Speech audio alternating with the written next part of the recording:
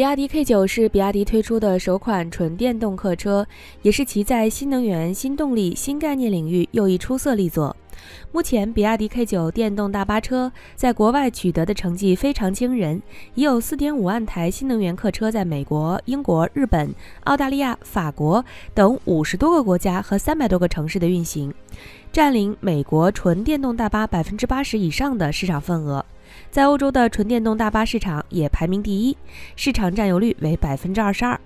美国、欧洲、日本这些国家都是老牌的汽车强国，现在比亚迪的 K9 纯电动大巴车能取得如此骄人的成绩，说明比亚迪在新能源领域确实很强。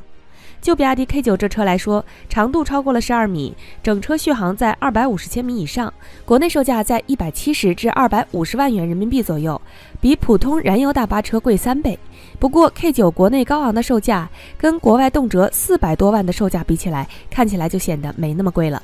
那么问题来了，为什么国内售价200来万的比亚迪 K9 新能源大巴车跑到国外却价格暴涨呢？大家好，欢迎来到星球热点，国家大事从不缺席，舆论场中抽丝剥茧，聚焦独家中国资讯，点赞加关注，带你用不一样的视角读懂中国故事。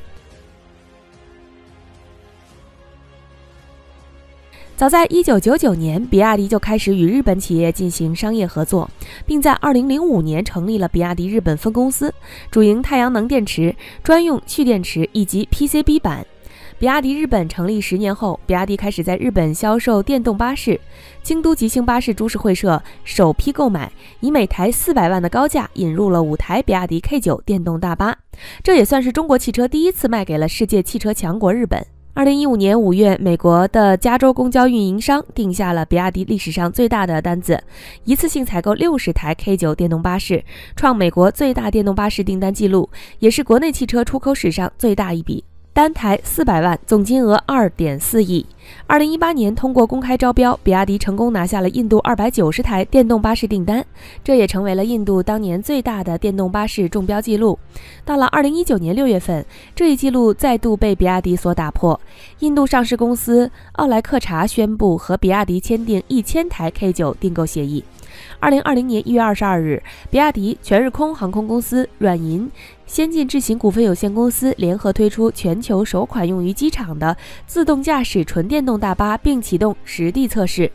该自动驾驶纯电动大巴的车型是比亚迪 K9， 也是全球首款集其欧美日等多项权威认证于一身的纯电动巴士。搭载自动驾驶后，可实现车辆间的电子连接，而无需采用物理连接器，并且对于汽车车队之间的车距，可以达到人无法通过驾驶实现的超短间距。采用了多种最先端的控制技术，即使在电波信号很差的地方，也能够实现高精度的车线距离控制。通过各种高精度传感器和精准的电子控制，可实现从出发地到目的地的无人驾驶。这是继比亚迪电动大巴2015年首次登陆日本市场，实现中国汽车工业60多年零突破之后，在全球的又一里程碑事件。2022年，日本的13个都道府县再次购买了65台比亚迪电动巴士，占所有电动巴士订单的 70%。比亚迪日本计划到2030年实现4000台电动巴士的销售目标。类似出口的案例还有很多，就不一一列举了。至于为什么出口到国外价格翻2倍，小编总结主要有以下几点原因。K9 凭借着过硬的技术可以获取高溢价，自然出口后价格暴涨。比如说奥迪在国内是一线豪车，价格高高在上，买得起的人非富即贵。就拿 2.0T 的奥迪 Q3 来说，国外售价32900美元，折合人民币21万左右。结果到了国内，不是进口车的情况下，市场售价为30至35万，至少多加了3成。原因就在于国外的燃油车企凭借着自己的先发优势，利用技术上的优势获取品牌溢价，在国外不算贵的车，到了中国就变成豪车了。同样的，比亚迪 K9 能够在国内卖170至250万的情况下，跑到国外售价高达400多万，靠的就是比亚迪在技术上的优势。比亚迪在新能源领域的技术储备非常惊人，是目前唯一一个掌握电机、电池、电控核心技术的新能源厂家，并且比亚迪本身还是个专业的制造企业，可以在几天内投产制造出口，旗下事业部众多，很多汽车零部件都是自研自制，质量也有保证。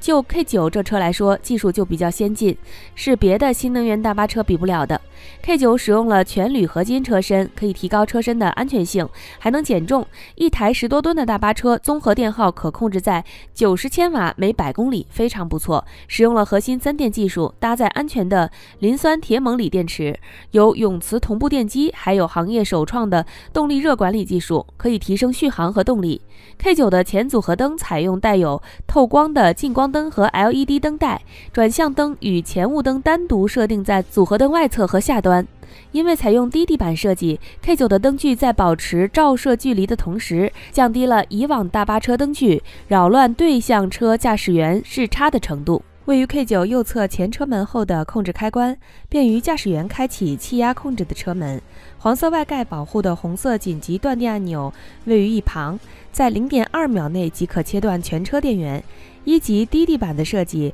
也便于老年人以及行动不便人士上下车。同时 K9 比较突出的一个技术点在于，这台车采用2台180千瓦轮边电机驱动，动力后置后轮驱动，2台轮边电机并列布局，省去了传统的驱动轴以及附属的差速器。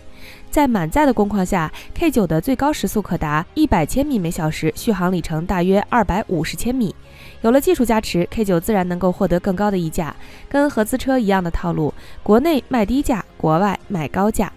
2、出口车进入国外销售、流通、关税，经营商利润会进一步推高售价。在国与国之间有关税这个神器存在，可以通过关税调节来保护本国弱势产业，防止别国利用技术产业优势进行商业倾销，摧毁本国产业。当然了，汽车行业也是存在关税的。就拿中国来说，进口车进到国内，先要缴纳25%的关税。不过根据国与国的关系，这个关税也是实时变动的。关税之外，还要缴纳17%的增值税，后头还跟着消费税等各种税种。除了各种税之外，还要考虑各种额外费用，比如车辆通过邮轮运输的运输费用、报商检海关通关费用、集港仓储费用、许可证费用、经销商利润等，最后还要汇率变化对价格的影响，这些加在一起，自然就推高了 K9 出口后的价格。另外，中国对于新能源车是有补贴政策的，以前一台 K9 大巴车的补贴费用是50万，所以国内的 K9 售价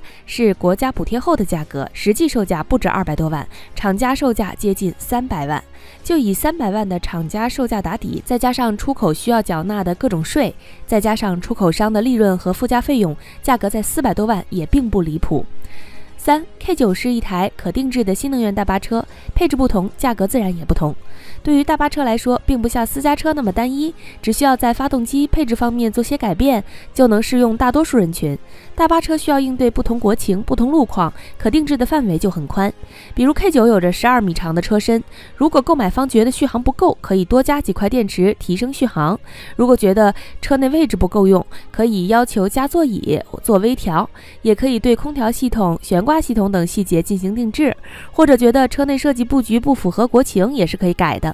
比如在英国伦敦， K9 就跟国内常见的公交车差不多，座位多，讲究舒适度，外涂装也非常时尚，符合英国的国情和文化氛围。到了智利，涂装就不同了，车型代号也由 K9 变成了 K9E， 针对智利的客户进行了深度化的定制。此外， K9 还有多种不同的型号，已经发展出了许多不同的改款，可以适应不同的客户需求，价格自然也是不一样的。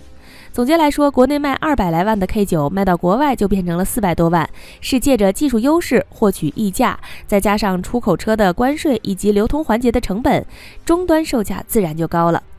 好了，今天的内容到这里就结束了。大家有乘坐过比亚迪的电动大巴吗？感觉如何？欢迎在下方留言分享。如果你喜欢小编的影片，还请大家多多点赞转发，让更多的人一起见证中国进步。关注我的频道，这样既能回顾往期视频，又不会错过之后的精彩内容。那我们下期节目不见不散。